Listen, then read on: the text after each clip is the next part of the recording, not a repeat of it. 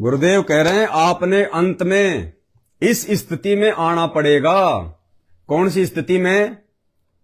भगवान पे विश्वास रख के चलने वाली स्थिति में, अपने गुरु पे विश्वास रख के चलने वाली स्थिति में कि साईं इतना दीजिए जिसमें कुटुंब समाव, हम भी भूखे ना रहें साधु न भूखा जाए। चिड़ी चोंच भर ले गई नदी न घट्यो नीर, दान दिए धन घटे नहीं, यूं कह रहे साहेब कबीर। परमात्मा अपना साइन कर रहे हैं इस वाणी को बोल करके, कह रहे साहिब कबीर के दान करने से धन नहीं घटेगा, ये नियम है परमेश्वर का। और दान सुपात्र को करे। गुरु बिन माला फेरते, गुरु बिन देते दान, गुरु बिन दोनों निष्फल हैं, चाहे पूछो वेद पुराण। देते को हर देत है जहां तहां से आण, अण देवा मांगत फिरो फिर साहिब सुने ना कान। अब परमात्मा ने एक भूमिका करके दिखाई हमारे को कि साईं इतना दीजियो जिसमें कुटुंब समावे। एक धानक, एक जुलाहा, सुबह से लेकर शाम तक एक बारीक बारीक तार इकट्ठे करके धागे और कपड़ा बुनता है। एक दिन में मुश्किल से भी 5 फुट 10 फुट बना पाता है, 5 फुट 4 फुट, और बहुत लंबा सैकड़ों फुट का तार वो थान बनाना पड़ता है। ताना बनाते थे, वो हफ्ते में पूरा होता। उसकी जो मेन ताना मालिक को मिलता, उसमें से अपने परिवार के लिए जो आवश्यक सामग्री थी, खाद्य पदार्थ लाते और शेष बच जाते उसको सत्संग और भंडारा में लगाया करते थे। इस प्रकार परमात्मा हमें उदाहरण देते हैं कि इस लोक में आप भगवान की भक्ति अवश्य करो, पूर्ण संत से प्राप्त करके, फिर परमात्मा एक्शन में आवेगा। और वैसे आप ये फार्मूले अपनाओगे तो सफल नहीं हो पाओगे, क्योंकि फिर आपके साथ काल रहेगा, ये मन है, और केवल वर्क डन मिलेगा आपको। यहां वर्क से भी अलग मिलेगा आपको, किस्मत से भी नारा देगा परमात्मा, क्योंकि हम परमात्मा से कुछ और मांग ही नहीं रहे, इतना ही मांगते कि हमारी भक्ति बनी रहे और हमें कोई आवश्यक वस्तु का अभाव ना हो, बस इतना सा। अब जैसे ये सोचते हैं अपने बच्चों के लिए ये बना दूं वो बना दूं। एक लाला जी था सेठ धनी, उसने अपने मुनीमों से एक दिन अपनी टोटल संपत्ति का, सारी संपत्ति का टोटल करवाया कि कितनी संपत्ति होगी। उन्होंने बताया जी इतनी होगी, मेरी कितनी पीढ़ी इससे निर्वाह कर सकती है। उन्होंने बताया कि जी आपकी 5 पीढ़ी तो बैठा खा सकती है, इतनी संपत्ति आपके पास, धन है। अरे भले आदमियों, फिर छठी क्या खाएगी? वो छठी क्या खाएगी? और कुछ विधि बताओ। तो उन्होंने कहा जी साधु संत बताते हैं, उनके सत्संग सुनने चाहिए। तो सत्संग में बताया गया कि भाई दान करे, जब धन चाहे तो दान करे, और दान से धन घना मिलता है। और दान में जैसे साधु संत भक्तों को जो दान कराया जा वो ज्यादा लाभ देता है। जैसे यहाँ तो सारे साधु संत आते हैं, भगत, असली भगत तो यहाँ आते। फिर भी जो भी जैसा मालिक के नाम पर कहीं के जंगलों में झोपड़ियों में बैठे थे साधु भगत, तो पिछले संस्कारी होते, पिछले पुण्य उनको प्रेरित करते हैं, तो वो कहीं ना कहीं बैठ कर राम राम करते ही रहते हैं। लेकिन भविष्य का चार्जर उनके पास है नहीं, पिछले पुण्य उनके पास है, जिस कारण से प्रेरित होकर के इतना बड़ा फैसला लिया, जंगल में बैठे या कहीं भी कोई साधना कर रहे हैं। तो उनके पिछले पुण्य ही वहां फल रहे होते हैं। एक आधे को आशीर्वाद दे दे, उन्हें लाभ हो जाए, उसको रोटी मिल जाए, ऐसा चल रहा था इनका काम। तो एक साधु था और पति पत्नी थे, दोनों वहां रहते थे। उनको मालूम था यहाँ भगत हैं। तो उस लाला जी ने क्या किया, सेठ ने सभी मुंशियों को कहा कि नौकरों को साथ लो और आसपास जितने भी साधु संत हैं सबको आटा दे आओ, किसी को जो मांगे खांड दावल चाल सब ले जाओ और दे के आओ। अब देते हुए आ रहे थे, उस भगत के यहाँ आए। उन्होंने कहा कि ले भगत जी, हमारे लाला जी ने आपके लिए एक सीधा भेजा है, यानी आटा चावल खांड नमक आदि दाल आप ले लो। उसने अपनी पत्नी से कहा कि देखना कितना सामान अपने पास है। उसने कहा जी शाम का है, दिन में गई थी, शाम का हमारे पास है। शाम का है? कहा जी। उन्होंने कह दिया भी हम नहीं लेते, हमारे पास शाम का सामान है। तो वो कहने लगे भगत फिर कल भी खा लियो। बोला कल की कल देखी जाएगी, अब नहीं ले हम। बोले कमाल की बात है। उन्होंने नहीं लिया तो वापस लेकर आ गए। वो सेठ ने पूछा तुम दे के क्यों नहीं आए? वो एक और वहां भी था, उसने गिन रखे थे, सारे गिनवा रखे थे। उन्होंने कहा जी उन्होंने ये नहीं लिया। क्यों नहीं लिया? उसने ये कहा कि शाम का तो है, सुबह का भगवान और देगा, आप देगा, हम टेंशन नहीं लिया करते। अब उस लाला जी का शकरो घूमया फिर दिमाग का, अरे तेरा गजब हुई हो, मैं तो छठी पीढ़ी का ठेका ले रहा हूं, सुबह की भी परमात्मा पर छोड़ दी। वहां से चलकर वहां आया, उसने पूछा कि भाई आप ऐसा निर्णय क्यों ले रहे हो, भूखे मरोगे? भूखे? वो कहने लगे भूखे मरा करें वो जो भगवान पर विश्वास नहीं करते। और हमें भगवान आगे से आगे देता उसने, क्योंकि ज्ञान सुन रखा था। लाला जी को बैठा लिया, कहते मां के पेट में जब आप थे किसने चिंता थी तेरी? यह तो बात सही है। जब आप मां के गर्भ से बाहर आए, आपका दांत नहीं थे, आप रोटी चावल आटा नहीं खा सकते थे, और उससे पहले आपकी मां के स्तन में दूध भी नहीं था, हक नहीं था। बाहर आते ही बालक कितना चिंतित है, आपको अमृत दूध पिलाया। अरे तू ठेकेदार हो रहा छठी पीढ़ी का, तेरी बुद्धि भ्रष्ट होगी लाला जी। और गधे की योनि में जागा तू। तेने बोला जी के करूं, मैं तो मेरे गया के करूं, कोड इकट्ठा कर लिया तने, पाप का भागी तू होकर खाएंगी तेरी पीढ़ी। वो अपनी किस्मत साथ लेकर आएंगी, तेरे भरोसे नहीं है। अब क्या करूं, मैं तो मेरे गया जो बोला इसने बांट दे, धर्म कर दे, तेरी जान बचेगी। तब उस लाला जी ने वो भंडारा शुरू किया, धन भी नहीं बचेगा तेरा। तो कहने का भाव यह है पुण्यात्मा, हम तो बहुत लंबा चौड़ा हिसाब लाए बैठे, हर एक पल का भरोसा नहीं। देखो अंत में आपने इस स्थिति में आना पड़ेगा, और जिस स्पीड पर आप चले इसका कोई अंत नहीं। आज किसी के पास एक प्लाट है और थोड़ा सा जुगाड़ होते तो सोचे एक और लूं, और फिर और जुगाड़ हो गया तो एक और लूं, वहां थोड़ा सा ठीक मिल रहा है, रेट ज्यादा होने वाले हैं, वहां भी दाव लग गया तो 30 चौथा और दूसरे शहर में ले लूं, इतने मृत्यु हो जाएगी, और फिर कुत्ता बने का वहां घूमया करेगा, सैर सपट्टे करता। अगर मोक्ष प्राप्त करना है तो गुरुदेव कह रहे हैं कि आपने अंत में इस स्थिति में आना पड़ेगा। यानी आपने वो जमीन, वो जायदाद, वो मकान, वो पैसा, वो बैंक बैलेंस, वो सोना, वो चांदी, उनका भरोसा छोड़ के और आपने अपने गुरु के ऊपर भरोसा करना पड़ेगा, उसके वचन पे चलना पड़ेगा, अन्यथा मोक्ष से वंचित रह जाओगे।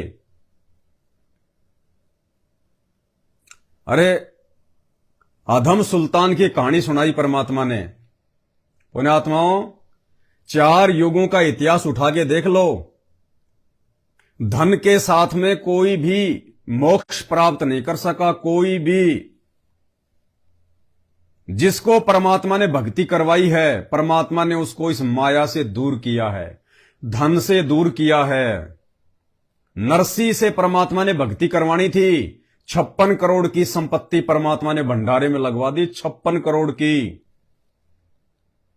इब्राहिम सुल्तान अधम, बलक बुखारे का बादशाह, 16,000 रानियां, 18 लाख घोड़े,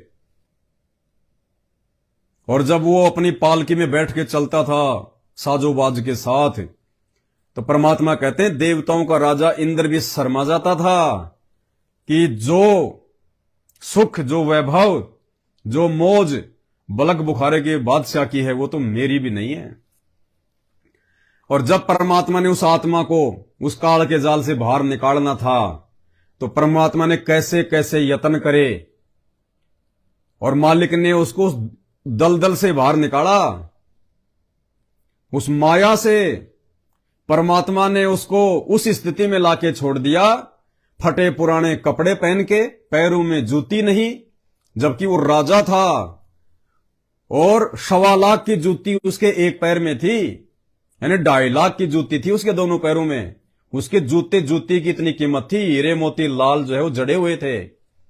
2.5 लाख की जूती थी उसके दोनों पैरों की। और जब उसको ज्ञान समझ में आया कि मोक्ष करवाना भाई, ना जाने कितनी बार तू बादशाह बन लिया, कितनी बार तू देवी देवता बन लिया, अब की बार पीछा छुड़वा ले, नहीं तो फिर कुत्ता भी बनना पड़ेगा, गधा भी बनना पड़ेगा, सुअर भी बनना पड़ेगा। तो मालिक के नाम पे मुंह काला करके और एक शाल ओढ़ के और महल के पीछे से रस्सी की बांध के नीचे उतर के रातों रात घर छोड़ के चला गया। ये कहानी परमात्मा हमें क्यों बता रहे हैं? अरे तो बलक बुखारे के बादशाह का मैटर था, लेकिन आज हमें क्यों बता रहे हैं गुरुजी कि तुमने भी उनके नक्शे कदम पे चलना पड़ेगा, जिस प्रकार उसने माया छोड़ी और तुम ये तत्व ज्ञान लेके माया जोड़ने में लगे हुए हो। तुम इस गंदगी को इकट्ठा कर रहे हो, उन आत्माओं ने उस गंदगी को अपने घर से बाहर फेंका। मालिक कहते हैं नौका में पानी बढ़े और घर में बढ़ जा दाम, दोनों हाथ उलटियो यो ही शाणु काम। जिस प्रकार नाव के अंदर छेद हो जाए और पानी भर जाए, तो कहते हैं अगर जान बचानी है तो भर भर के हाथ और उस पानी को बाहर फेंको, नहीं तो डूबोगे। ठीक इसी प्रकार यदि आप भगत हो और आपके घर में यदि माया बढ़ रही है, पैसा आ रहा है, तो परमात्मा कहते हैं तुम, ये संकेत है कि तू डूबेगा अब, और बचने का उपाय एक ही है, हाथ भर के दान धर्म कर, सेवा में लगा, उस गंदगी को घर से बाहर कर, अपने से दूर कर, नहीं तो बकवाद करवाएगी। कोई प्लाट खरीद के गिरवा देगी, कोई मकान का सौदा करवा देगी, या किसी को जो है उधार दे दोगे, उधार वाला देगा नहीं, मन तुम्हारा विचलित रहेगा, 24 घंटे टेंशन रहेगी, भक्ति हो नहीं पाएगी। हैं तुमने कोई प्लाट लेके पटक दिया, कोई ढंका सा कोई दबंग आदमी ने आके उसके ऊपर जो है वो कब्जा कर लिया, फर्जी उसके कागज बना लिए। अब तुम लड़ाई झगड़ा करोगे तो तुम्हारी भक्ति जाएगी, और वैसे दिन रात पकड़ के माथा रहोगे, सामना तुम उसका कर नहीं सकते, लड़ाई झगड़े मारपीट में तुम उसको जीत नहीं सकते। किसी रिश्तेदार को दे दिया, वो टाइम पे देगा नहीं, फोन करोगे उठाएगा नहीं, फिर तुम्हारा दिमाग खराब है। तो गुरुजी कहते हैं ये माया, ये गंदगी है। जैसे आज से पहले उन आत्माओं ने ज्ञान को आधार बना के इस माया को अपने से दूर किया, ऐसे तुम भी दूर करो। दूर करने का मतलब ये नहीं कि कल ही अपने सारे मकान जमीन बेच दो, नहीं, ये नहीं कहा परमात्मा ने। मालिक कह रहे जो तुम्हें तुम्हारे भाग्य में मिली है, जो तुम्हारे पिछले दान धर्म के बदले जो पैसा धन दौलत यदि तुम्हें मिला हुआ है, तो परमात्मा कहते हैं बस उसी में संतोष करो।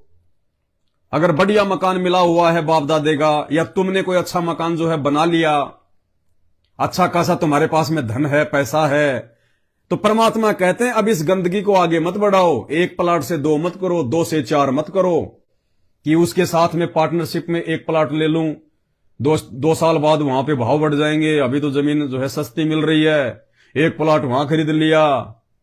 कोई छोटा मोटे काम धंधे में किसी के साथ में कोई बिजनेस कर लिया है, सुबह शाम खुद जो है फैक्ट्री में जा रहा है, और तीसरा काम छेड़ दिया कि ये एक ऑनलाइन काम और कर लेता हूं, इसमें भी महीने के 5-10 हजार तो आ ही जाएंगे। तो परमात्मा कहते रहे निकम्मे नालायक आदमी, अरे आज से पहले असंख्य जन्म तूने ये गधा कमाई तो की है, ये बैल कमाई तो करता करता मर गया तू। अरे कम से कम इस जन्म में तो संयम धारण कर ले, धैर्य धारण कर ले। क्यों जो है गोबर का भुंड बना हुआ है, क्यों इस गंदगी को अपने घर में ला रहा है? तेरे को तो भक्ति का धन जोड़ना चाहिए। कबीरा सब जग निर्धना और धनवंता ना कोई, धनवंता सोई जानिए जिसके पास राम नाम धन होय। तो कहने का मतलब है जितना है उसमें संतोष करो। काम धंधा जो भगवान ने दे रखा है, 2 टाइम की रोजी रोटी बढ़िया चल रही है, तो उस काम को ज्यादा मत फैलाओ, उसकी ब्रांचें मत खोलो। ये नहीं कि भगत जी मैं वहां पे नया काम शुरू कर दूंगा तो 5 भगतों को जो है रोजगार मिलेगा। वो भगत वो तेरे भरोसे नहीं है, सबका परमात्मा ने सेट कर रखा है, हम किसी के ठेकेदार ना बने। इसलिए परमात्मा कहते हैं जो है उसको भी सीमित करो। जो वर्तमान में भगवान ने तुम्हें दे रखा है तुम्हारे संस्कार आधार से, अगर उस काम धंधे के करने के चलते यदि तुम्हारी भक्ति में बाधा उत्पन्न हो रही है, यदि तुम समय पे तीनों समय की आरती नहीं कर पा रहे हो, मंत्र नहीं कर पा रहे हो, सत्संगों में नहीं जा पा रहे हो, भक्ति को ज्यादा समय नहीं दे पा रहे हो, तो उस वर्तमान वाले धंधे को भी कम कर दे, आधा कर दे और भक्ति को ज्यादा महत्व दे। आने वाले समय में भक्ति से सब कुछ होगा, उस धंधे से कुछ नहीं होगा।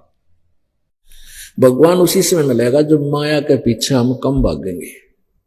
अब हम 90% समय माया जोड़ने में लाते हैं और 10% समय हम वैसे बर्बाद किया करते थे। अब शुरुआत जब होती है आप जी की, आपका 10% समय ही मालिक के चरणों में प्रारंभ होता है, फिर धीरे धीरे आपको ज्ञान चला जाता है, फिर 50-50 हो जाता है और कुछ दिनों में जो परमात्मा की कृपा होती चली जाएगी, आपको ज्ञान हो जाएगा, फिर तो 80-20 हो जाएगा और 80-20 होने पर ही हम सतलोक जा सकेंगे, क्योंकि 20% तो यहाँ संसारिक कार्य मालिक ने अलाउड कर ही रखे हैं, इसमें करना ही पड़ेगा। इल्ले से रजक होता है, यानी परमात्मा की मदद फिर करता है कोई कारण बना के। वो कल को मोदी ने लॉकडाउन लगा दिया 6 महीने के लिए, वो धंधा तेरा वहीं पड़ा रहेगा, तेरा सामान वहीं पड़ा पड़ा वो सड़ेगा। लेकिन भक्ति के धन को कोई लॉकडाउन नहीं लगता, कोई जर नहीं लगती, ना चोर उसको चुरा सकता, ना आग उसको जला सकती। वो परमात्मा के अकाउंट में डिपॉजिट हो जाता है। तो जो भगवान ने दे रखा है उसमें संयमित होके चलें भाई, मालिक की वाणी के अनुसार चलें। ज्यादा धंधा है तो उसको थोड़ा करें ताकि भक्ति में ज्यादा समय मिले, भक्तों के पास में बैठ के परमात्मा की ज्ञान चर्चा करने का मौका मिले। अगर कहीं कोई साध संगति है या कहीं कोई सत्संग है और कोई कह देता कि भगत जी चलो सत्संग में चलते हैं, और वो कहे नहीं यार अभी तो गया था मैं 10 दिन पहले तो जाके आया था, अगली बार देखेंगे, वो भगत फैल है। परमात्मा की सेवा के नाम पे, परमात्मा के सत्संग को यदि ये कहता है कि अभी मैं 5 दिन पहले तो गया था, और जो धंधा वो कर रहा है, एक ट्रक उसने 5 दिन पहले भेज दिया और पार्टी का उधर से फोन आ गया कि जी 1 ट्रक और भेजो जी, आपका माल बहुत अच्छा, जितने पैसे लोगे उतने देंगे, तो तुरंत ही एडजस्टमेंट करेगा। ट्रक बुलाओ, कहां है, लेबर बुलाएगा, माल लोड करेगा। वो ये नहीं कहेगा कि नहीं अभी 5 दिन पहले तो तेरे को मैंने भेजा था, मुझे 1 लाख रुपए का फायदा हुआ उसमें, अब नहीं भेजूंगा मैं, अब अगले महीने देखेंगे। जिंदगी में नहीं कहेगा। तो देख लो हम कहां खड़े हैं। और सत्संग के लिए, साथ संगति के लिए, अरे समय नहीं है, अगली बार देखूंगा, तो बस वो वही फैल है। ये परीक्षा चल रही है। सत्संग होता है भगवान, साथ संगति का मतलब है भगवान, परमात्मा। हम उस परमेश्वर के लिए जाते हैं, अपने आत्मिक उद्धान के लिए जाते हैं, कुछ ज्ञान अर्जित करने के लिए जाते हैं, और उसके लिए टाइम नहीं है। तो भाई वो भगत उसी समय फैल है वो जो भगवान के लिए मना करता है। इस कलयुग में सत्संग से बढ़ के कोई जगह है क्या? और फिर क्या कह रहे हैं परमात्मा कि तुम तो माया माया माया माया, और परमात्मा ने 120 वर्ष तक वो जीवन जी के दिखाया। वो कबीर भगवान जिसने सारी सृष्टि रची, जो राजाओं को राजपद जो है जिसने दिया हुआ है, सेठों को जिसने धन दे रखा है, ये सारी दुनिया जो आज मंत्री संतरी प्रधानमंत्री किसी भी देश का, ये देवी देवता ब्रह्मा विष्णु महेश जो ठाट बाट कर रहे हैं, ये उस कबीर परमात्मा सतगुरु रामपाल जी भगवान के चरणों में रह के उनकी भक्ति करके इन्होंने वो कमाई की हुई है भक्ति की, लेकिन मर्यादा में रहे नहीं, ये बिछुड़ गए, पार हो नहीं पाए, और उस भक्ति के प्रतिफल में आज इनको ये मौज मस्तियां मिल रही हैं, ये बड़े बड़े पद मिल रहे हैं धरती पे, राजाओं के, प्रधानमंत्री के, राष्ट्रपति के, ऊपर देव पद, ये भक्ति से मिले, उस काम धंधे से नहीं मिलते। वो काम धंधा तो केवल 2 टाइम की रोजी रोटी तक ही है, इससे ज्यादा कुछ लाभ नहीं दे सकता। तो भाई आप और हम भगत हैं। दुनिया जो मर्जी करे, दुनिया को तो ज्ञान नहीं है, उनको तो एक ही ज्ञान है, ज्यादा से ज्यादा पैसा कैसे कमाया जाए, 2 के 4 कैसे बनाए जाएं। अब हमने तो भक्ति को 2 से 4 बनाना है। यो सौदा फिर नाई रे संतो, यो सौदा फिर नाई, लोहे जैसा ताव जात है काया ले सराई। दुगने तिगने किए चौगने और किन्हे मूल गवाई। तो हमने तो भक्ति ज्यादा ज्यादा करके, मर्यादा में ज्यादा ज्यादा रह के, सत्संग सुमरण ज्यादा से ज्यादा, हमने तो ये 2 से 4 करनी है भक्ति। और हम लोग काम धंधे में 2 से 4 कर रहे हैं। परमात्मा लात मार के निकल जाएगा, लात मार के। वो भगत बनाने आया है, बिजनेसमैन बनाने नहीं आया। वो भक्ति का बिजनेसमैन बनाने आया है, भक्ति का व्यापारी, भक्ति सौदागर को संदेश।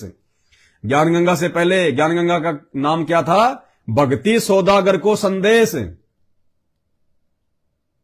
भक्ति सौदागर कौन? भक्ति का सौदागर कौन? भगत। और वो पुस्तक भक्ति सौदागर को संदेश, यानी परमात्मा ने इस पुस्तक का नाम रखवाया कि जो भक्ति के सौदागर हैं, जो मेरे बच्चे हैं, जो मेरे शरण में रहते हुए आ रहे हैं, जो अभी उनको जो है फिलहाल उनके पास मेरी जानकारी नहीं पहुंची है, तो मालिक ने कहा कि उन भक्ति के सौदागरों तक ये जानकारी पहुंचाओ पुस्तक के माध्यम से। तो परमात्मा तो हमें भक्ति का सौदागर, सौदागर मानी व्यापारी, बिजनेसमैन।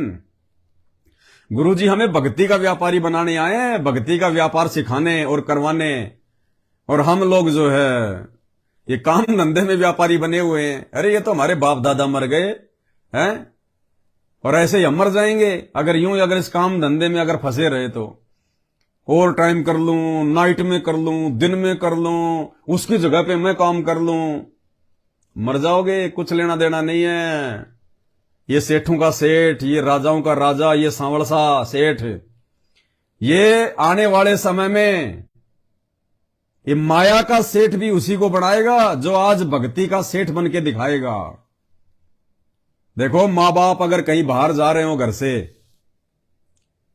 और घर पे पैसा है, तो तिजोरी की चाबी या मकान की चाबी अपने उस बच्चे को संभाला के जाते हैं जो बच्चा पैसे का सदुपयोग करना सीख लेता है, जो बच्चा समझदार होता है, जिसको हानि और लाभ का जो है उसको ज्ञान होता है। वो 6 महीने के या 2 साल के बच्चे को चाबी नहीं पकड़ा के जाते मां बाप कि ले बेटा ये तिजोरी की चाबी है, किसी को देना मत। वो जाते ही सबसे पहले वो चाबी लगाएगा तिजोरी के, यार दोस्तों को बुला लेगा, और वो नादान बच्चा 10-10 हजार की गड्डियां ले लेके उछाड़ेगा यूं गलियों में। तो आने वाले समय में मर जाओगे भाई साहब। है अब समय है ही नहीं, अब समय है ही नहीं। ये तो फाइनल स्टेज है, फाइनल। इस समय जो चूक गया जरा भी इस भक्ति से और परमात्मा के वचन से नीचे गिर गया, मालिक की वाणियों पे नहीं चला, अमल नहीं किया, और जैसा गुरुजी हमें चलाना चाहते हैं वैसा नहीं चले। अब जैसे किसान अपनी खेत मतलब जो है हल जोतता है, और बैल के नाक में वो नाथ डाल के रखता है रस्सी, और साथ में रखता है एक वो लकड़ी, और वो चाहता है कि बैल सीधा चले, बिल्कुल सीधा, ताकि मैं जो बीज रहा हूं इसमें कोई दिक्कत ना हो। तो वो बैल को हल्का हल्का वो नकेल मारता रहता है, और बैल भी समझदार है क्योंकि पहले भी वो चोट खा चुका होता है, तो वो सीधा चलता है। फिर भी कभी कभार यदि वो इधर उधर भागने का प्रयास करता है, या फिर घास को देख के मुंह मारता है और साइड को छोड़ के साइड में चलता है, तो वो पीछे से क्या करता है, झटका मारेगा खींच के वो नाक में, और उसके बाद में लकड़ी रहती है बहुत लंबी एक पतली सी, उसकी मारेगा 3-4 सड़ाक। तो परमात्मा चाहते हैं हम भक्ति मार्ग पे उनकी वाणियों को आधार बना के सीधे सीधे चलें। ये माया जोड़ने के चक्कर में अगर उल्टे सीधे भगे, उल्टा सीधा दिमाग लगाया, तो परमात्मा ऐसा झटका मारेगा, वो जो है वो जोड़ी जाड़ी माया 2 सेकंड में निकल जाएगी। एक्सीडेंट हो जाएगा, टांग की टांग टूटेगी, 6 महीने हॉस्पिटल में रहेगा और गोली दवाई खाएगा। कोई बीमारी हो जाएगी, कोई चोरी हो जाएगी, कोई ठगी कर ले जाएगा जैसे भाई की कर ले गए। तो भाई और बहनों, कहने का मतलब है अब ज्यादा समय नहीं बचा इन बकवादों के लिए। हमें परमात्मा भगत बनाने आए हैं, भक्ति का मास्टर बनाने आए हैं। अब भक्ति के मास्टर बन के दिखाओ परमात्मा को। ये 27 साल से इतना ज्ञान गुरु जी ने क्यों दिया? ताकि गुरुजी को अब आगे ज्यादा बार बार जो है परेशान ना होना पड़े, हर बात गुरुजी को ना समझानी पड़े, जो चीज गुरुजी कह चुके हैं गुरुजी को रिपीट ना करनी पड़े। हमने तो अब गुरुजी की बातों को आधार बना के गुरुजी को हमने जो है ये प्रश्न करना दिखा के कि देखो पिताजी, आपने जो हमें ज्ञान दिया, आपने जो हमें समझाया, देखो उस आधार से अब आपके बच्चे चल रहे हैं, तो बाप की आत्मा जो है गदगद हो जाएगी। और भाई जिसका गुरु राजी हो गया उसका तो समझो पोबारा 25 है।